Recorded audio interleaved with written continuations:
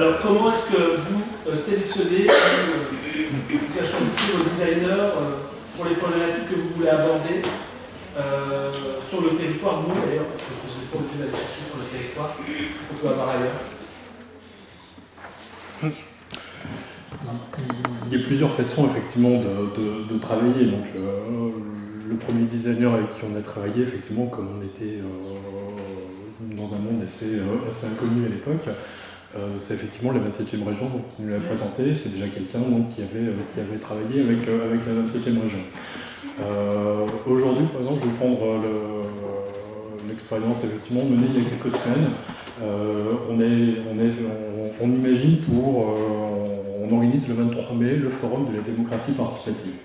Forum de la démocratie participative, donc avec toute une série d'acteurs, donc 300 acteurs de la démocratie participative attendus au nouveau siècle à Lille, où on va effectivement donc parler de la démarche de démocratie participative mise en œuvre par la région.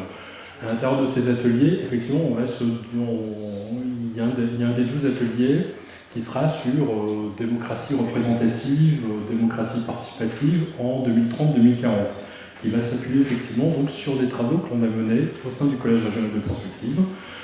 Et donc, pour imager l'animation de cet atelier, on a fait appel à un designer, et donc là, pareil, le marché public oblige, on en a mis plusieurs en concurrence, vraiment on en a choisi plusieurs, je dirais vraiment par la connaissance de l'un, de l'autre, etc.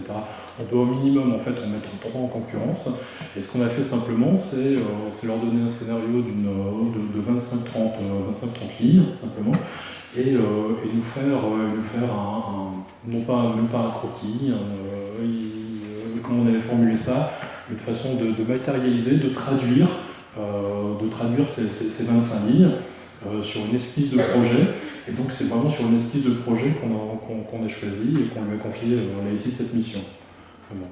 Donc alors après ça peut être effectivement on a aussi travaillé par collaboration avec une école, ça peut se faire aussi de cette façon.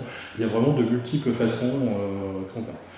Toutefois, il ne faut pas oublier que donc effectivement, avec les écoles et les universités, effectivement, donc, on peut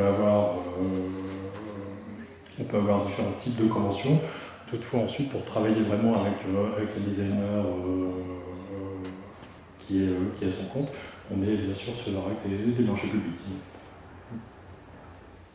C'est quoi les critères qui sont utilisés, par exemple, pour sélectionner dans un marché public un designer sur ce type de questions? Alors, pour du 2040, c'est cool. C'est-à-dire qu'à la limite, ça va, c'est prospectif. Et quand on parle des objets intermédiaires, c'est-à-dire entre aujourd'hui et 2040, est-ce que le designer il a la même marge de latitude? Est-ce que c'est les mêmes compétences? Est-ce que... Voilà, je pose cette question. C'est vraiment un champ nouveau. C'est vraiment un champ nouveau. Donc effectivement, quand on consulte, on a vraiment des réunions avec notre direction achat et commande publique. Et à chaque fois, effectivement, ils nous regardent arriver un peu comme des ovnis, parce qu'effectivement, les marchés publics les plus importants à la région, mais ce sont les cantines scolaires, ce sont les voitures TER.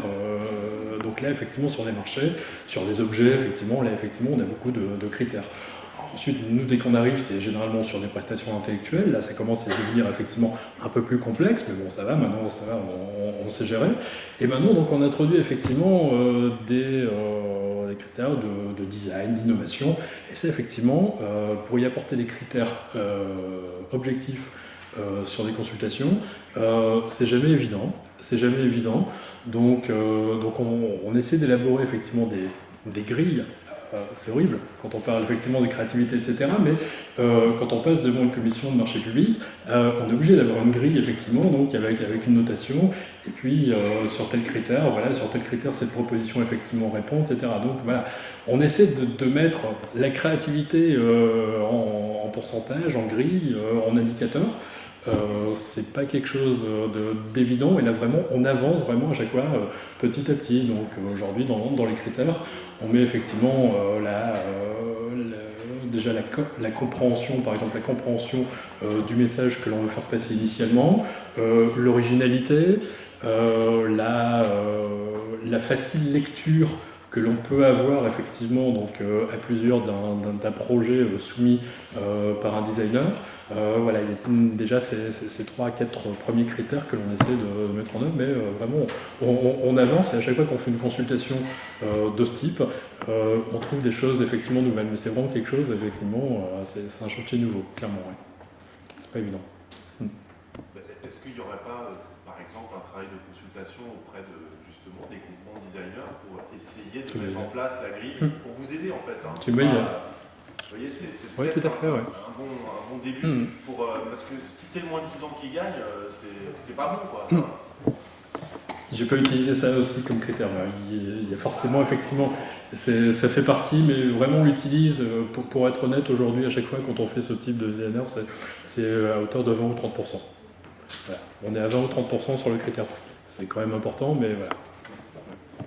Mais je retiens l'idée, effectivement, de ce collectif. D'ailleurs, je ne sais pas exactement donc, comment les designers sont organisés, quel type de collectif, effectivement, on peut effectivement faire travailler. Mais effectivement, par monsieur Bossier, avec qui on est en contact, par exemple, donc si vous voulez faire remonter effectivement ce type de proposition, on est preneurs. Oui.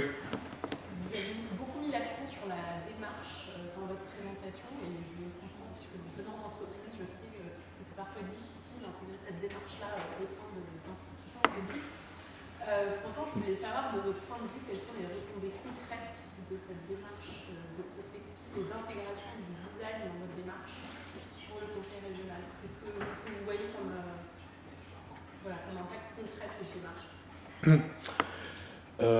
Impact concret, premiers impacts,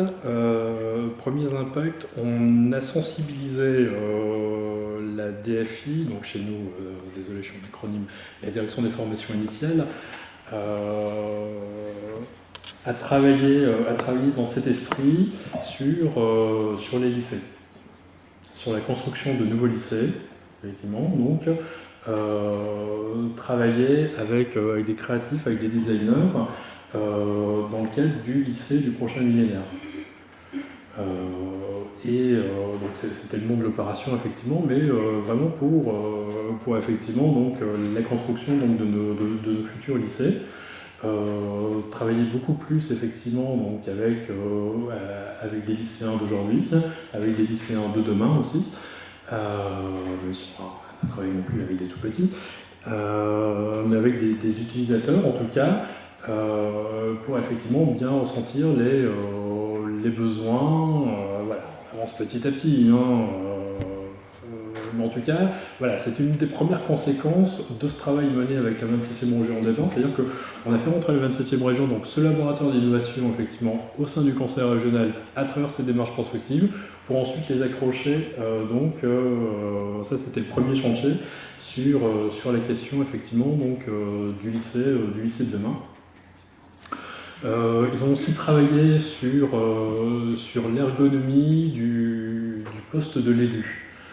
Alors c'est-à-dire que on a suivi un designer, quelqu'un de la 27e région, ils étaient 2 personnes de la 27e région, un designer, ont suivi un élu ont suivi plusieurs élus pendant 3 jours, en fait, pour voir effectivement toutes les problématiques qu'il pouvait y avoir dans la vie d'un élu qui peut être résolues. Alors, par exemple, il y a des choses qui ont été mises en avant dans ce chantier sur le fait que des élus qui avaient plusieurs mandats, donc plusieurs secrétaires, plusieurs agendas, effectivement, les agendas n'étaient pas en connexion, par exemple. Alors,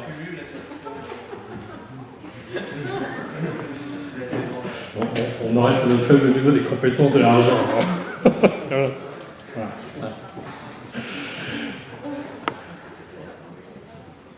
Mais donc, la 27e région a essayé d'imaginer effectivement des solutions pour améliorer le quotidien de l'élu. On est vraiment totalement sur un chantier totalement différent des autres.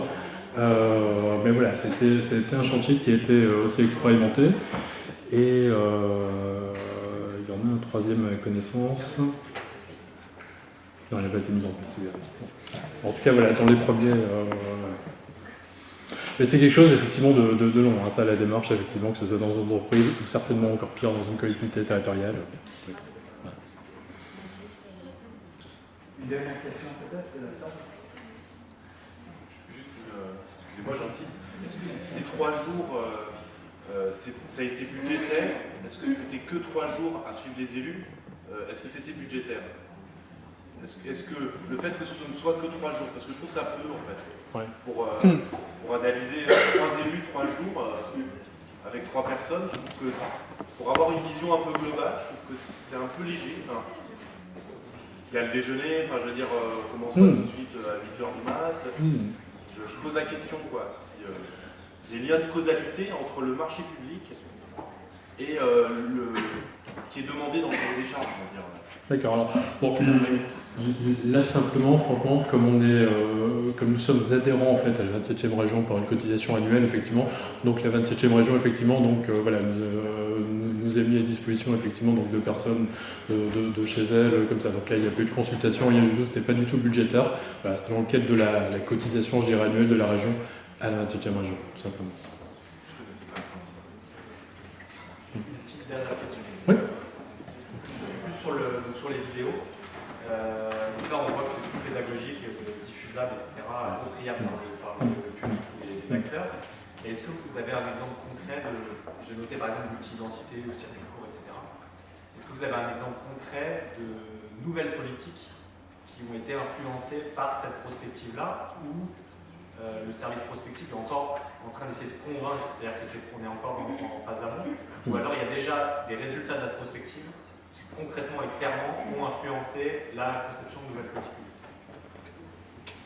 C'est toujours compliqué à mesurer parce qu'effectivement on essaie de distiller effectivement, donc à chaque fois quand on voit que des choses bougent effectivement dans un sens effectivement où on en a parlé 2 ou 3 ans auparavant, on a tendance à se tirer à la couverture en se disant finalement on en est à l'origine ou pas. Bon, voilà, c'est toujours un peu compliqué, c'est effectivement à mesurer.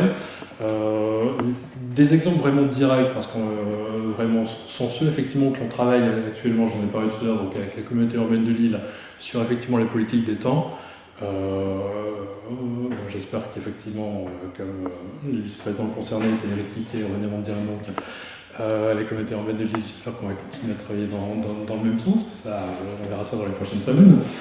On travaille aussi à l'élaboration d'une nouvelle politique régionale de l'alimentaire.